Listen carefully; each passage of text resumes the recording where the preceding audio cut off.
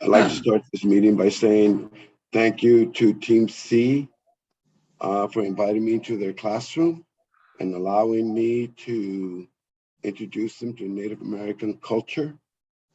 Also, I would hope that the school would open up or contact the Historical Society, who needs an end to be able to present information about historical people who lived in Hampton and historical homes that exist in Hampton.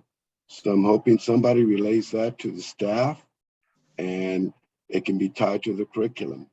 And lastly, to Superintendent Sarley and appropriate Board of Education personnel, Freedom of Information request. Please provide for my immediate personal inspection all policies of the Hampton Board of Education and Hampton Elementary School contractual documents regarding due process procedures, duly recognized representation for non-certified staff. Thank you. I believe that has to be presented in writing to the superintendent.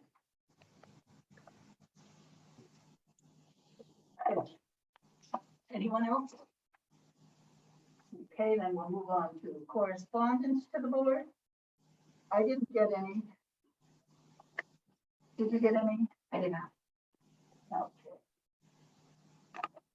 Approval of minutes from 10/26, 2022, 11/16, 2022.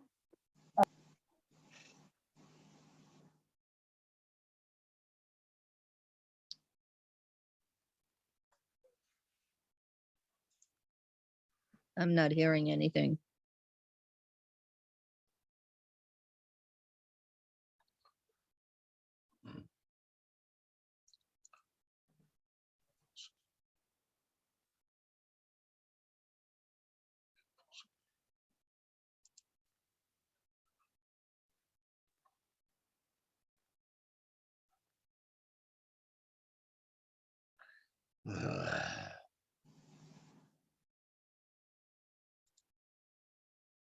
I don't know who was speaking, but I didn't hear a thing.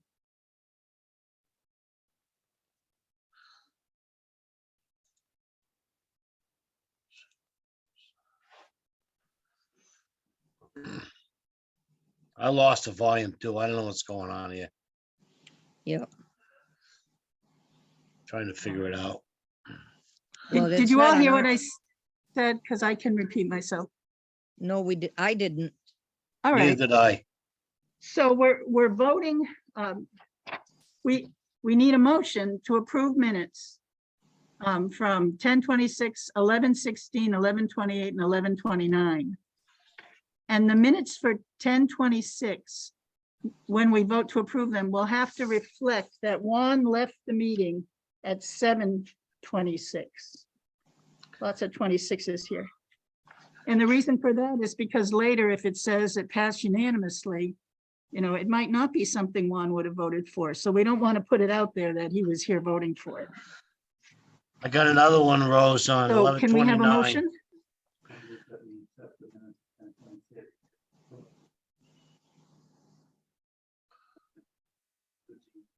Rose? What the heck is going on here?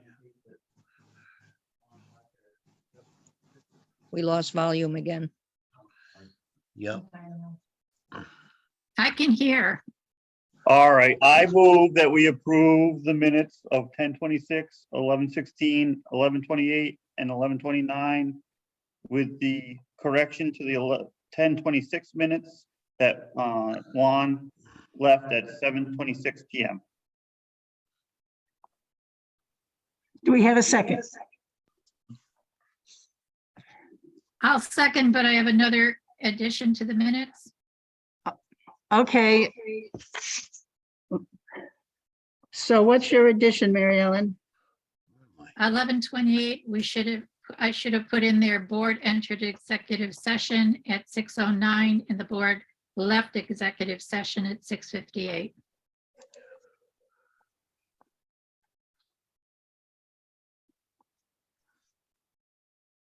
I amend my motion for the correction to the 11:28 minutes as well. I'll second. Any further discuss? Any further Yes, discussion? I have something. Yes, Hello? Dave? Yes, on 11:29 minutes, Ann Grunenberg was present, but she was via phone. You should add that too. We should. It should say via phone. Thank you. I amend my motion again for the correction to the 11:29 minutes. I'll second. Mary Ellen, did you have something to say? No, I'll second with all those amendments. Thank you. Any further discussion? So Mark Becker, I should unmute myself, I guess.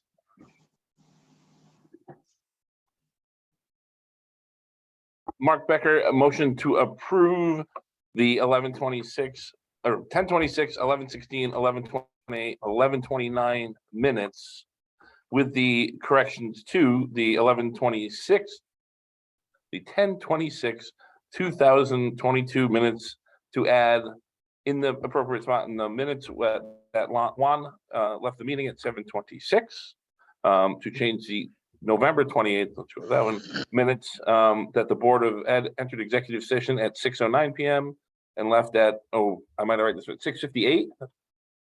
That's what I want. And Yes. the correction to the 11:29 minutes that Ann Grunberg was joined us via the phone.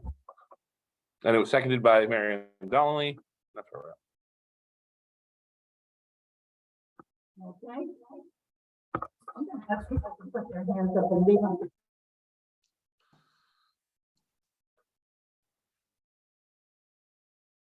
So I'm going to ask people to raise their hands. Oh, is there any further discussion? Hearing none, I'll ask people to raise their hands when they vote and leave them up for just a minute because I have to look at both the computer and at the table. So that takes me a little bit of time. So all those in favor? Okay. And do you agree? 1, 2, 3. 1, 2, 3, 4, 5. Ann agrees 6, 7. 7. And opposed? The I'll motion abstain because I carries can't remember that far. 7 yeas and 1 nay. That gives us 8. Okay. And we'll move on to review and discussion. Oops. So there was a mistake in the post. I'm still not muted. Yeah, there was a mistake. Oh, Diane, did I get your vote? I said I would abstain because I can't remember that far. I have to go Okay, back one- to the minutes. So we have to add 1 abstention. Thank you. Okay. There was a mistake in the minute and the posting for the agenda. It had the wrong date, so we couldn't meet. So we'll have to try again next month and we'll have something to review and discuss then. So we can move on to discussion and possible action in the RFD 11 insurance group for the 2023-2024 school year. So we've had meetings discussing the renewal. And I mean, it's just all bad news. They're talking at least 20%.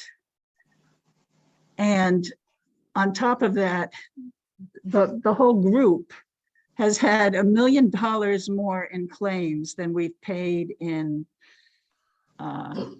premium. Thank you. So, and this is the second year in a row we've done that. So we're thinking Connecticut doesn't like us so much anymore. So we have to go out to bid. And it's just going to be a very difficult year.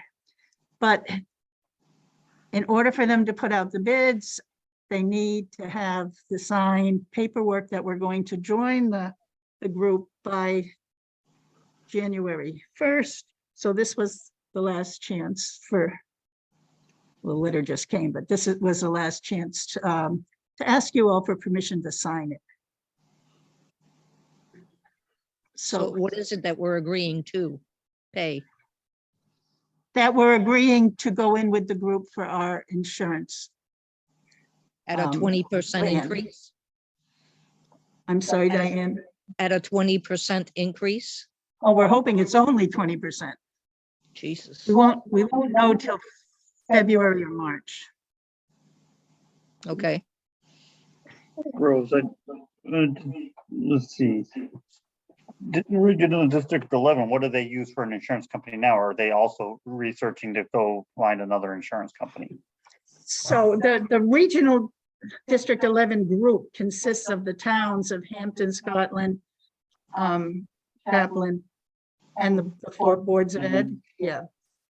So I don't know if you've met her, Lynn Gurnham is our representative.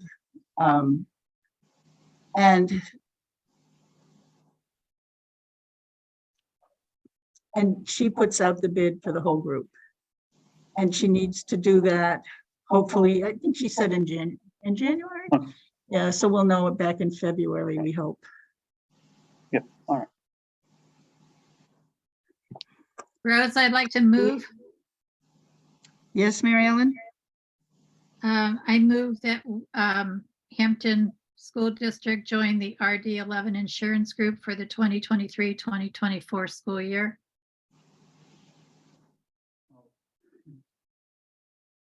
I'll second. Any discussion? Are there any other options? Well, there's always the option we go out by ourselves, but I don't know that we have 20 members, so we're not gonna get as good rates as if we join the group. So there are no other options. I'm sorry, David, I didn't hear you. So there are no other options. Not legitimate ones. I have a question. Yes, Diane? The claims that, the claim, I guess, that have doubled or something, what, is there a specific claim that needs to be looked at? What are all No. these claims? They think what the issue is people didn't go to the doctor so much when they were staying home during the pandemic. And the pandemic ended and people started going with all their issues. And so there were a lot of them. Oh, I'm sorry. Yeah, Mark seconded. Yeah, I wrote it down. Okay, But so thank it you was for due to reminding COVID? 1 minute, Diane. Can I, Did Diane's question get answered? Yes. So it was Okay, due to thank COVID, correct? COVID, but kind of expanded. Like if somebody, I don't know, had a rash, they wouldn't go to the doctor while it was a good chance of catching COVID if you went out. But Mhm. once that was gone, they went to the doctor. So Lynn is thinking we had a lot of that kind of thing pop up, which meant we Ah. had extra claims. Yeah. People avoided in the year before. Is it possible that Okay, Mary Ellen? Anne just wanted to say that it's possible it reflects healthcare costs going up also. And I want to make the comment that when we're part of the group, even though we're part of this group, our claims are looked at as a district. So claims at, for example, in Chaplin Elementary won't necessarily affect us. We're on slightly different plans. And also EastCon has the same issues with their healthcare consortium. So it's sort of across the board. I need to respectfully disagree with you. When they look at the claims, when they're quoting us the increase, I believe they do combine all groups and look at all the groups' claims. They may look at all the group's claims, but the individual plans differ Yes, in the different entities. So the That's true. price for those plans may be different depending on which subgroup you're in. Okay, I can agree with that. Okay, any further discussion? Hearing none. All those in favor? Aye. 1, 2, 3, 4, 5. Diane, are you voting? Yes, yes. 6.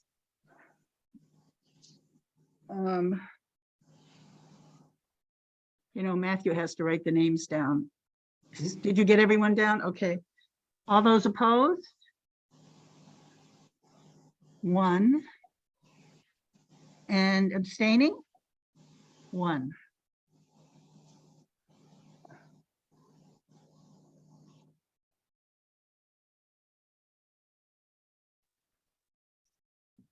Okay, thank you. So I will sign the letter.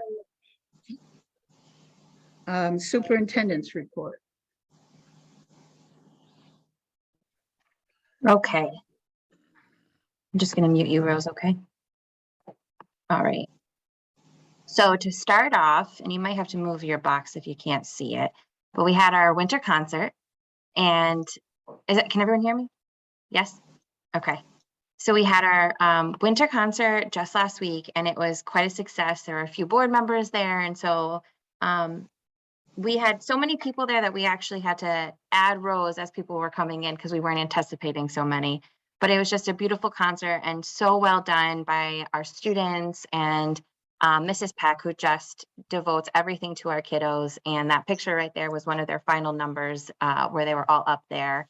And I have a little clip if you all want to listen to it. It's roughly a minute long, and it was a cute little interpretive dance thing that they got to collaborate with each other on. So I'm just gonna pull that up for you real quick.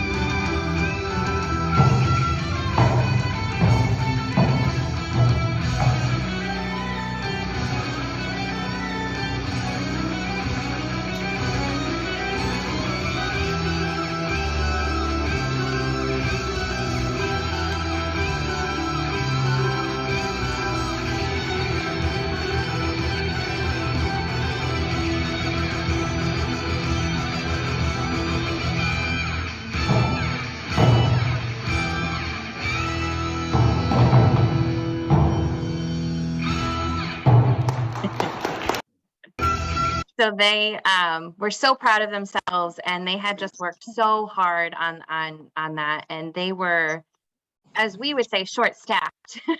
We had a lot of absences, and they just pulled through, and they were shining and beaming, and everyone loved it. I know there's a couple of people here that were there as well and can attest to that. So just great success for our students, great success for Mrs. Peck, and just a beautiful concert.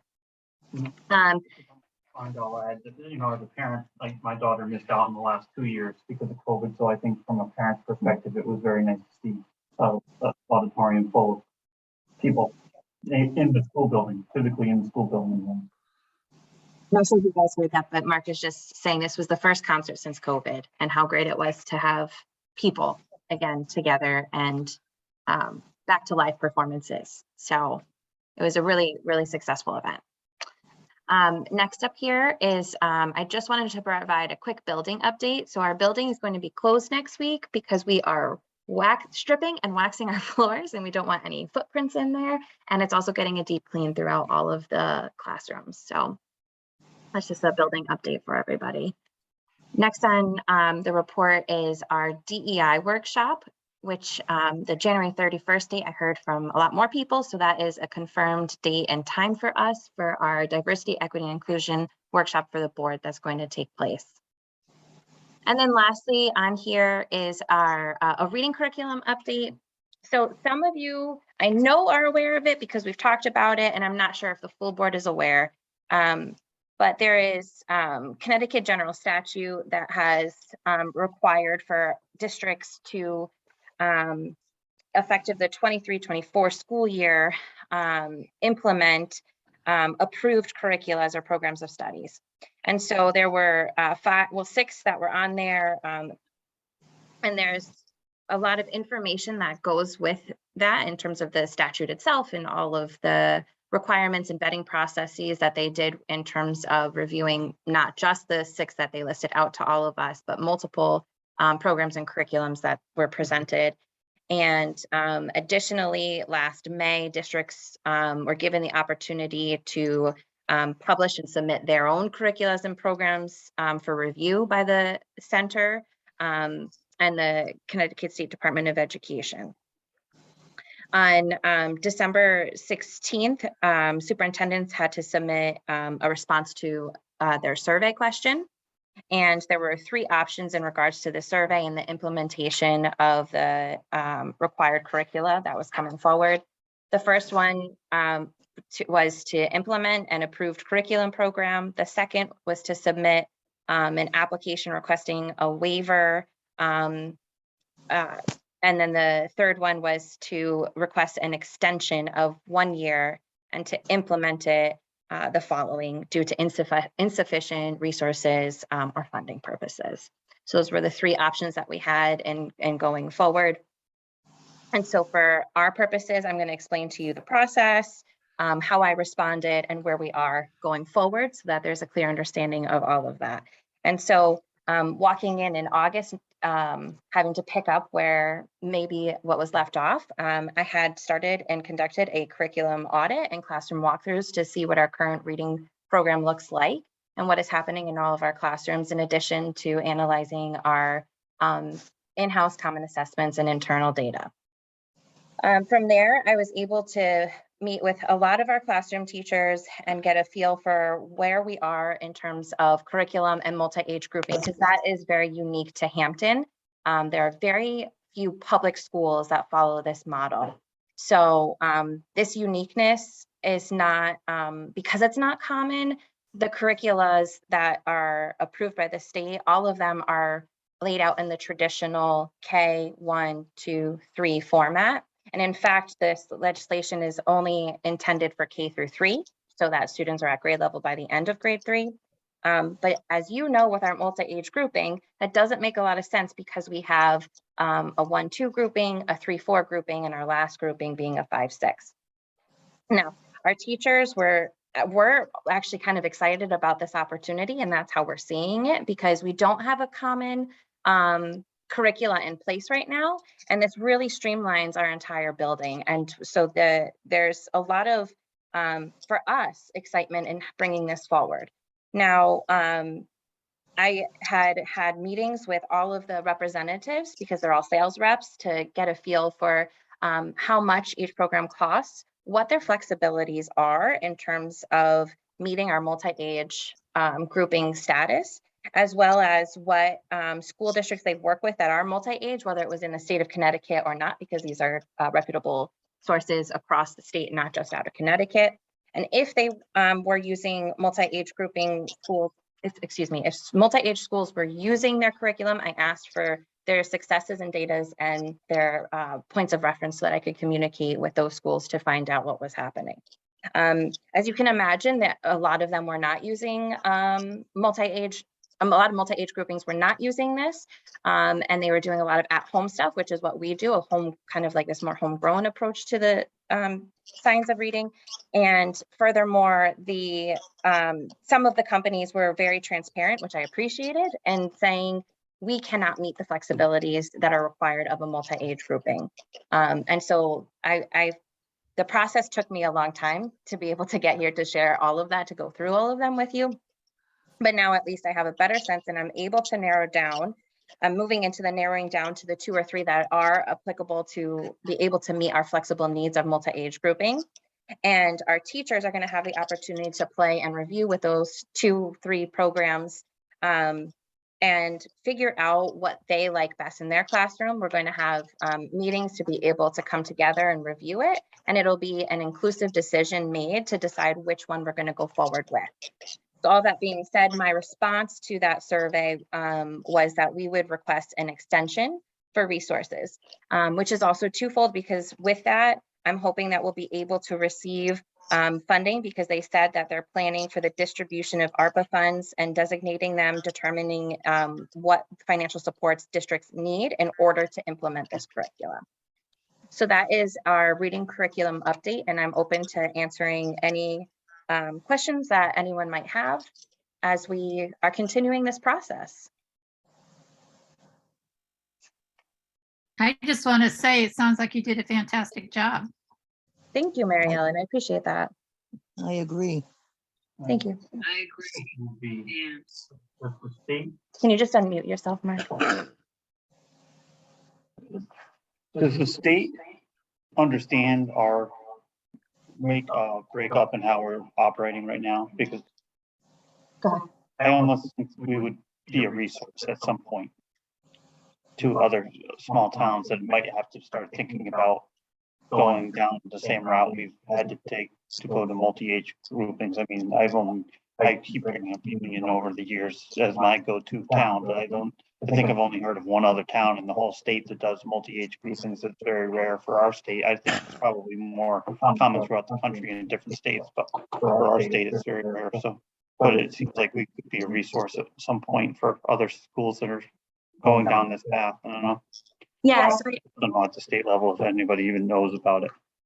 I will say that I have put in, I'm going back and forth right now trying to set a date to talk to the, what is their official name? The Center for Literacy Research and Reading team. We're trying to set a time up to be able to discuss, because I have other questions that I have in terms of, we're excited and willing to implement this. And so I'm seeking their support in implementing that out. So for sure down the line, I could see that as a possibility. Okay. So who actually? Do you mind just unmuting? I'm sorry, Juan.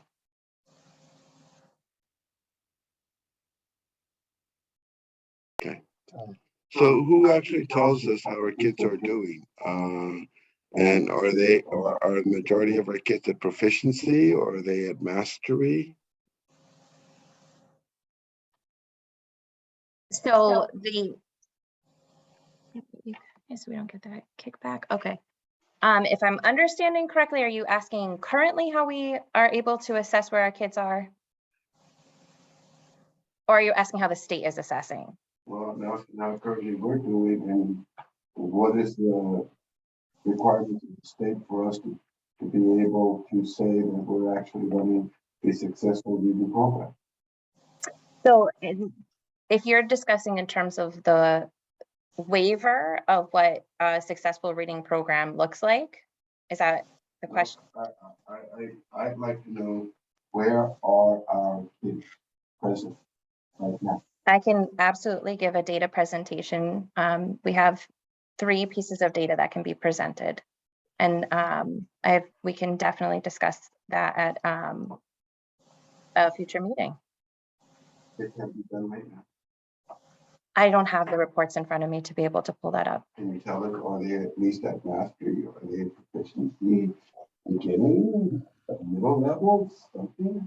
So like you would see in any type of grading system, there's the bell curve, right? So for those of us not in education, the bell curve is we have some that are below, some that are exceeding, some that are in the middle, and then hence the bell curve.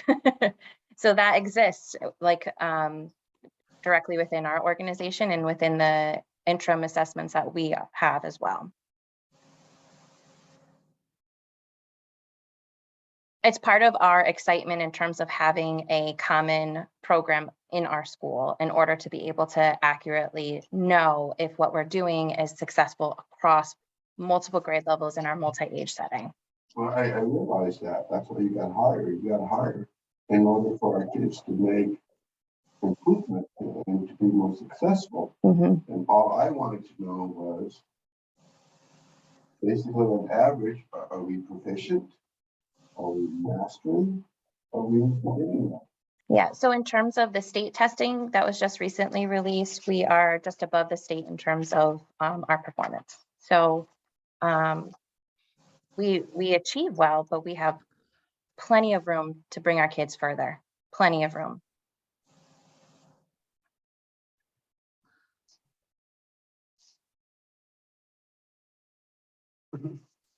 Any further questions?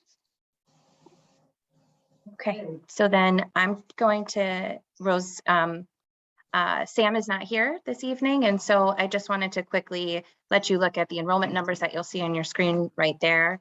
Other than that, we don't have a principal's report, but that is our current enrollment numbers.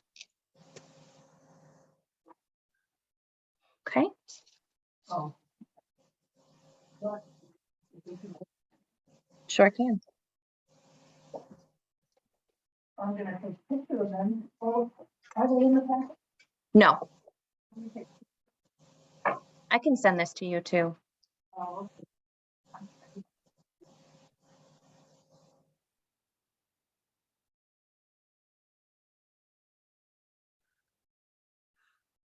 okay. Okay. And then Rose, if you don't mind unmuting, and I will mute myself. Oh, actually, sorry, go ahead, because I'm going to end up remuting. Sally has to speak. Oh, so I get to say business coordinators report and then mute myself. I did send out a budget versus actual yesterday evening. I'm not sure if anyone had time to look at it, but if you have questions.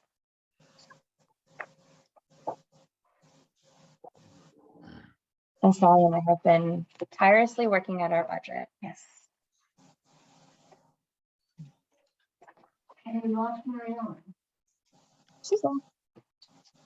Oh, I just lost it from my list. Mm. Any questions for, And then you're just muted. There you go. any questions for Mrs. LaHoo? Okay, hearing none, we'll go on. Committee and liaison reports. Just as we start, so Diane, Dave, Mary Ellen, and Ann, I sent you this in an email right before the meeting started, so this is the list of committees that I promised to have for today.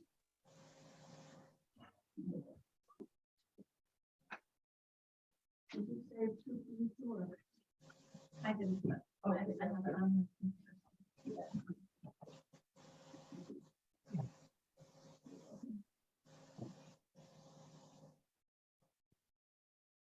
Are there any questions?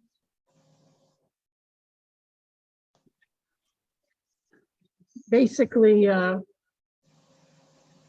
John went on to the F&O committee and I came off because I am on the policy committee now. And John, you're also on communications, which I hope that works out for you. We need hard workers on communications. Okay. All right, if anyone has a problem, please email me. So we'll start with communications, which I don't think has met. No, we have created a standing meeting every month, but it happened to be the concert last week, so we will meet in January. Oh, great. So what is the standard meeting day? It is the second Tuesday for communications. Second Tuesday, that's great. And it's going to be via Zoom. Yeah, it's via Zoom. I love Zoom. Okay, great. Thank you. 7 p.m. 7 p.m. Okay, finance and operations. Yeah, so we met last week, discussed some more on the mini split proposals. We had another company come in and via Zoom provide a potential upgrade to the system.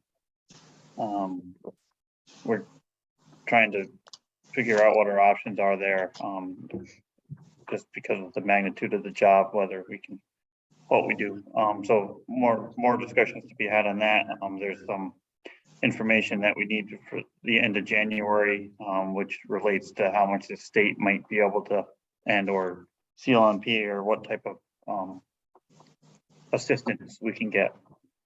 The other thing, just Dr. Sarli probably has more information than I do, but from the intercom system, parts are still coming in, and once the whole thing gets at the company, they'll come in and install it. So as soon as that's ready, it'll go in. And that was about it, I think. Obviously, oil and diesel costs this year are gonna tax our budget. And let me know if you need to work with the Board of Finance and get that money that was allocated to the general fund for the 10,000, so I can start trying to do that. I don't know when they meet next, but I could probably go to that meeting. Are they the second Wednesday of the month? It might be. So they probably won't meet again until January at this point. Yeah, they met this month. Yeah, right, so, okay. Well, we need it before the second. Okay.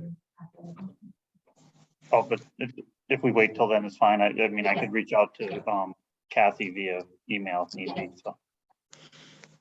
Okay. All right. That was it. Thank you. Okay, policies did not meet. Ad hoc job description subcommittee did not meet. Ad hoc minority recruitment and retention subcommittee did not meet. An ad hoc superintendent's evaluation subcommittee didn't meet, but the work we're doing at our workshops is the work for that committee. And now we're out to CAVE. So that's Anne.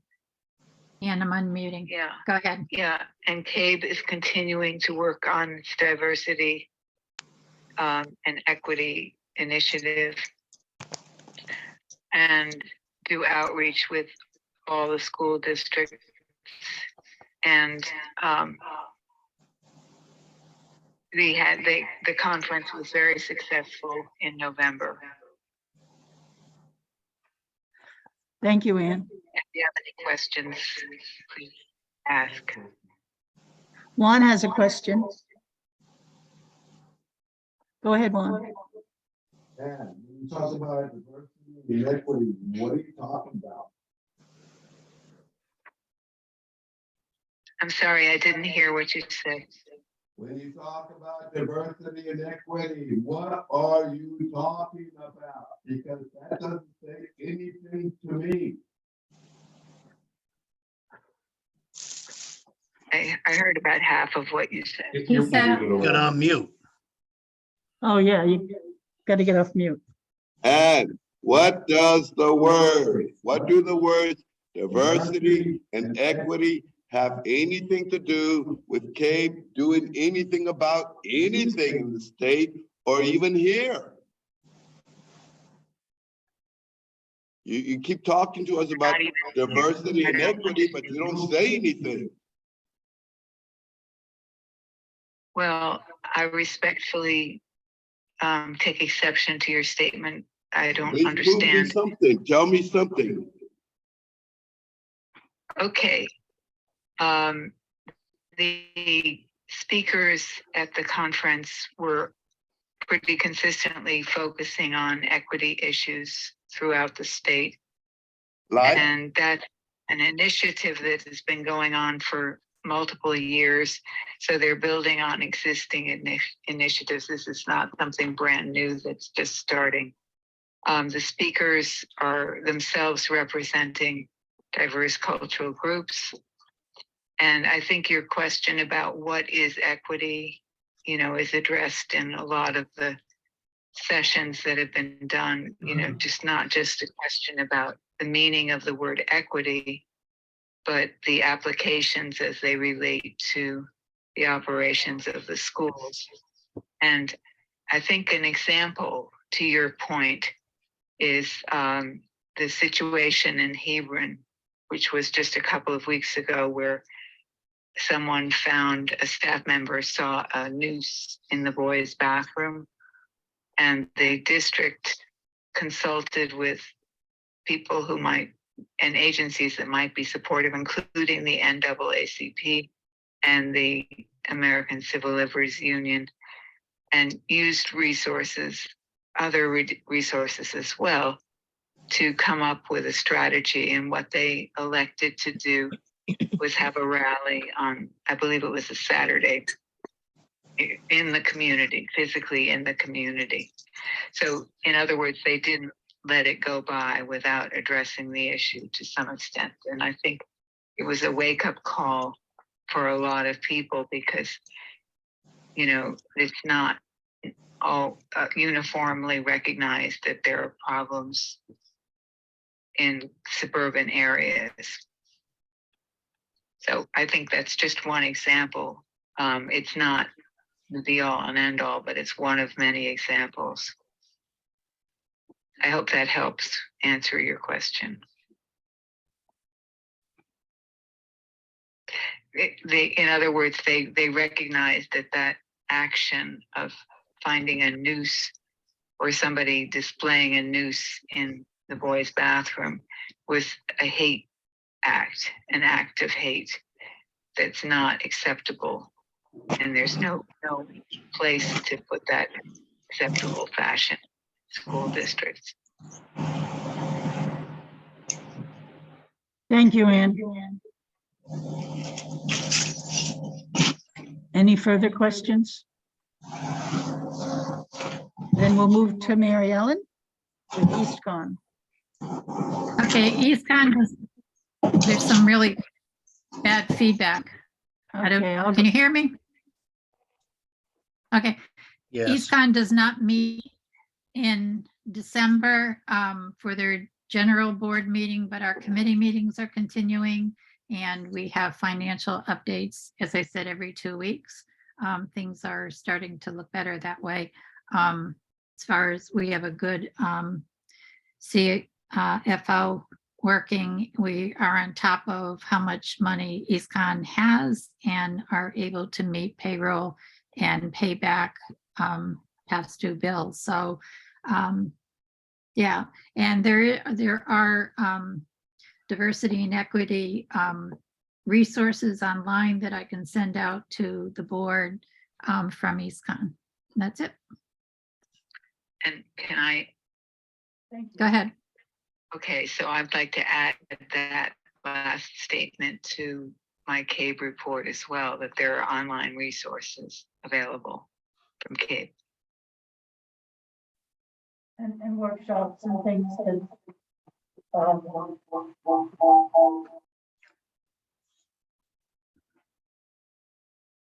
Yes, and there are workshops as well. That's where I hear about a lot of things, and then I sign up for a workshop. Does everyone get in their email? Do you get the CABE? There's so many of them, it's sometimes bothered. Well, have you got, oh, have you told? Okay, so you'll start getting them. Matthew, you get them? Yeah. Yeah, Juan, do you get the CABE? Oh, the emails. Okay. Okay. So now we go on to addition to the agenda. I don't have any tonight. Does anyone have any additions that they'd like to add? Okay. Next, agenda planning. I assume we'll start discussing the budget at our January meeting. Policies that we. Yes. And we'll have some policies for the first step where we review.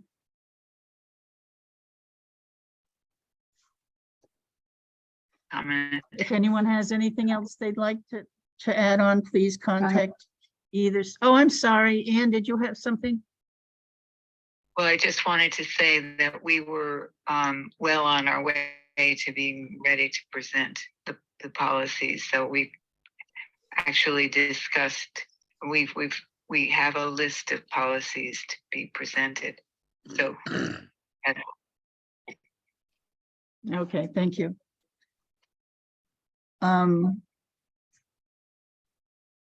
If anyone else has something they'd like to see added, please just notify Samantha or me. Okay, we're on to audience for some. Oh, I'm sorry, Mark.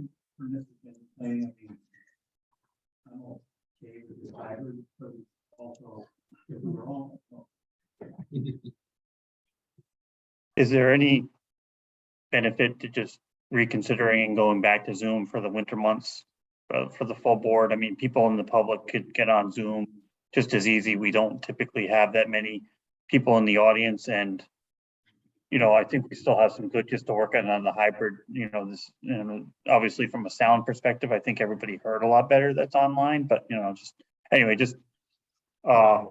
maybe just wanted to bring it up and get the board's opinion on the direction that we want to go there or not. I think that's a great idea. Does anyone else have anything to add about going to Zoom? So you're saying I have January, February, and March, the winter months? Yeah. Yeah, I have a comment. Okay, Ann? I'm still working on trying to get clear of the glitches, but making some progress and getting some technical support. But I think the possibility is that it will get easier collectively the more we do it. So I would support that initiative. Okay, thank you. Anyone else? So I'm going to take no comment as meaning agreement. How's that? Okay, so let's do our January, February, and March meetings on Zoom. And then we'll see if the flu is gone and COVID is gone. Fine. If not, we might want to reconsider for April. Okay. Thanks for bringing that up, Mark. I meant to. So I'm glad you did. Okay, audience for citizens and staff. I'll entertain a motion to adjourn. So moved. I'll second. Okay. All those in favor? Aye. Aye. 4, 5, 6. Diane, I'm assuming you're in favor?